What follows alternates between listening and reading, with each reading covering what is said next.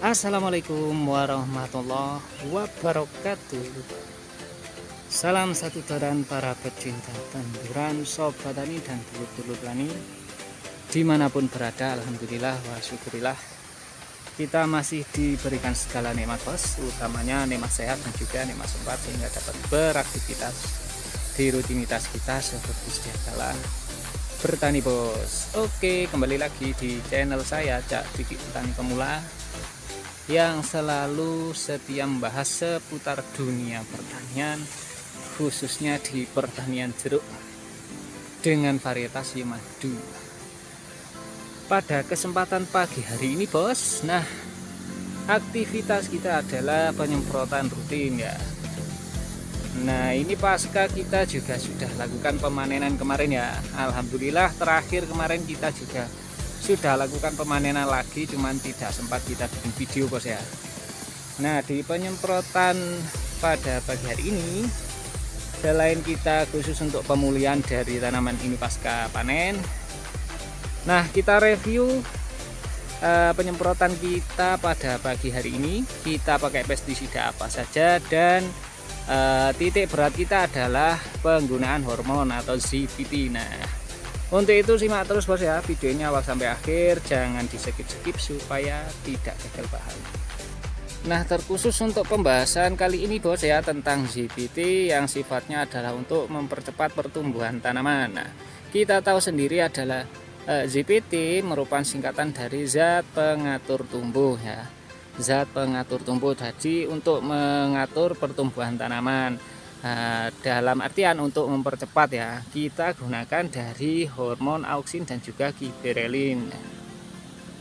Dan kalau dulur-dulur sudah pernah lihat di video-video saya terdahulu, sebenarnya juga sudah sering ya kita buat video tentang ZPT itu sendiri. Nah sekarang kita review lagi. Nah untuk tanaman jeruk Yemadu itu dengan tipe berjenjang, terkadang kita memang sulit ya. Jeruk Yemadu ini fasenya apa? Fase vegetatif atau fase generatif, karena memang buahnya berjenjang. Kalau dulu lihat masih banyak ya buah-buah yang tersisa seperti ini. Nah, cuman sebagian besar memang sudah kita panen bos ya.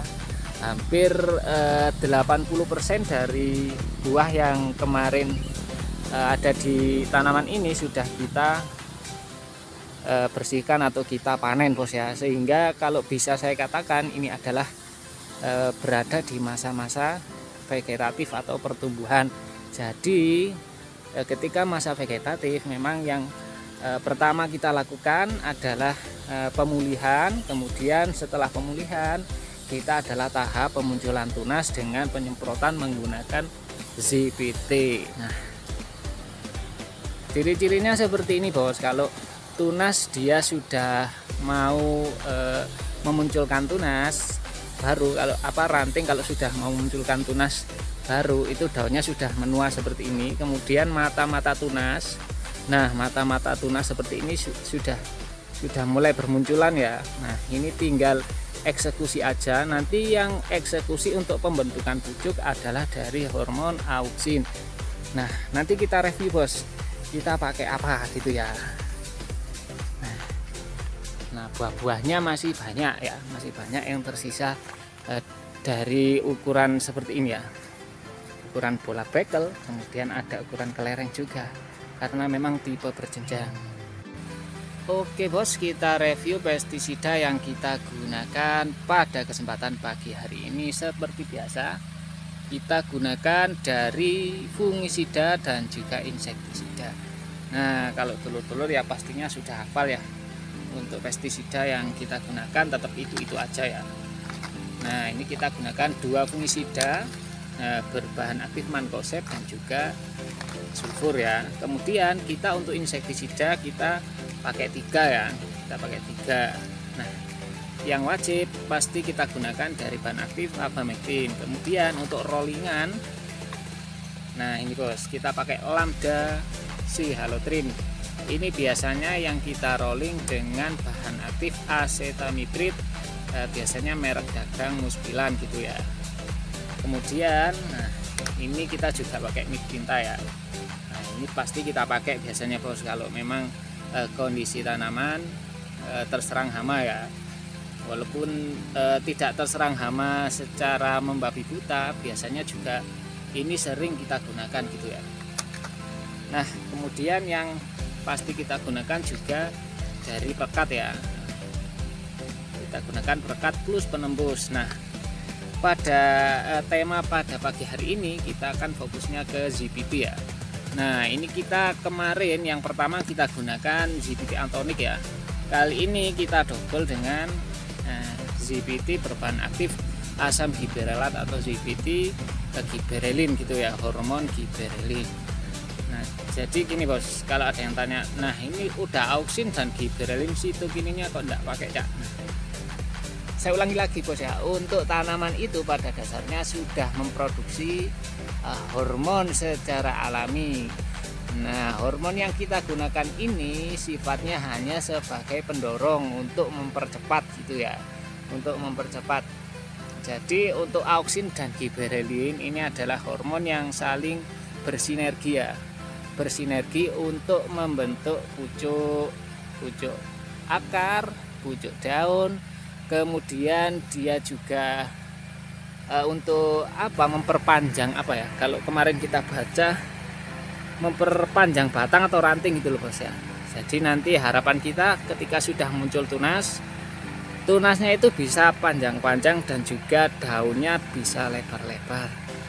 Nah, untuk target pembungaan nanti dulu ya. Nah, yang penting ini target kita pemulihan dari daun-daun pasca panen ya, supaya daunnya seger dulu, kemudian ranting-rantingnya nanti tumbuhnya panjang atau tunas-tunasnya tumbuhnya panjang gitu. Baru nanti insya Allah dari pertunasan kedua kalau memang belum memunculkan bunga, baru kita sikat dengan MKP gitu bos ya, seperti biasa. Tapi kalaupun kita pakai ZPT ini nantinya sudah bunganya sudah muncul ya, kita sudah puas gitu ya, kita pending aja pakai MKP-nya, kita pakai ZPT itu dulu aja. Nah, dari ZPT auksin ini atau bermerek Anthonic ini biasanya sering digunakan untuk perendaman benih bos ya, di sayur biasanya, karena memang dia sifatnya untuk perakaran ya, untuk perakaran atau untuk pucuk-pucuk ya, baik pucuk akar ataupun pucuk daun atau pucuk pucuk tunas gitu ya, karena dia yang eksekusi untuk membentuk pucuk. Jadi ini lebih sering biasanya digunakan untuk pembenihan ya, untuk pembenihan. Kemudian giberelin ini, nah kita kemarin sempat pakai ini ya, cuman tidak kita buat video. Ternyata juga memuaskan, daun-daunnya juga lebar, kemudian tunas-tunas yang tumbuh itu juga panjang-panjang, karena ini kalau kita lihat adalah GA4 ya, rata-rata kalau giberelin itu GA3. Nah ini GA4 bos ya.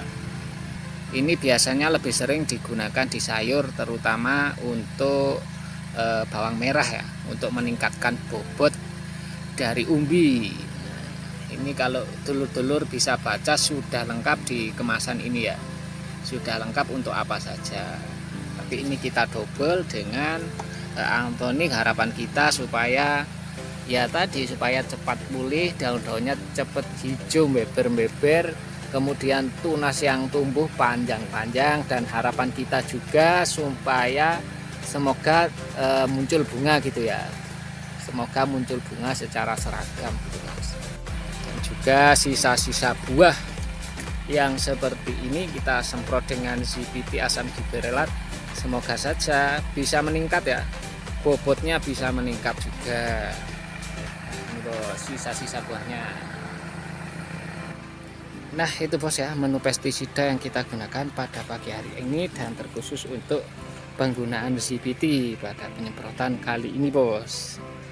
Nah ini kondisi lahan kita pasca panen ya, kelihatan lesu gitu ya.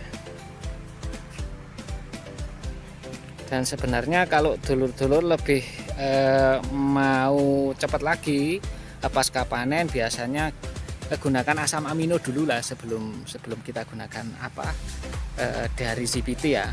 Gunakan asam amino untuk pemulihan, kemudian kita semprot dengan CVT. Kalau kemarin kita pemilihan kita pakai KNO bos ya, kita pakai KNO 3. Nah ini tunas-tunas yang sudah tumbuh bos ya. Yang pemulihan kemarin kita pakai KNO 3, kemudian sekarang kita fokus pertunasan, kita pakai CVT dari bahan hormon auksin dan juga asam giberelin. Dan saya tekankan lagi untuk waktu ya, waktu penyemprotan paling baik adalah pagi bos ya, jangan terlalu siang. Jam 7-an gitulah. Nah ini masih jam 7, alhamdulillah ini kita sudah lakukan penyemprotan. Nah nanti paling siang jam 8 paling enggak sudah selesai gitu ya, jangan terlalu siang. Kalau sudah terlalu siang nanti tidak bisa efektif ya penyemprotan kita, baik dari CVT-nya atau dari pestisida yang kita semprotkan, itu tidak efektif kalau kita semprotkan pada siang hari. Nah kalau pagi hari itu kan stomata atau mulut daunnya masih terbuka sangat lebar, sehingga dia bisa menyerap nutrisi-nutrisi yang kita berikan ketika penyemprotan gitu bos. Nah ini kondisinya yang sudah kita lakukan penyemprotan. Nah sudah basah gini bos ya. Nah udah gotos-gotos ini bos. Nah semprotnya sampai sisi dalam ya, sampai sisi dalam. Nah sudah terkena semua dari buah-buahnya, kemudian dari ranting-ranting di bagian dalam juga sudah terkena pestisida semua. Nah oke, kita lihat proses semprotnya gimana. Kebetulan kita ajak adik saya yang bagian nyemprot ya. Nah itu bos.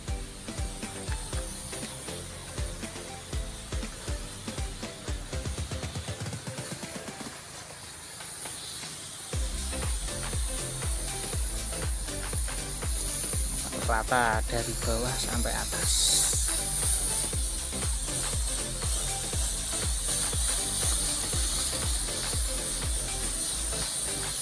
Nah itu kita pakai sistem kabut ya, sistem kabut supaya lebih merata.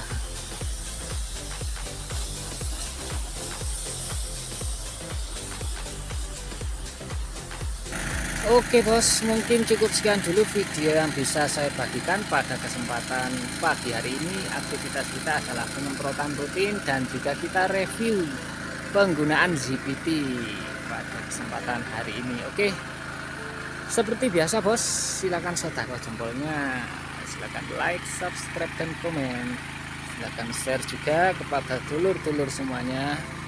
Terima kasih sudah menyimak video ini awal sampai akhir.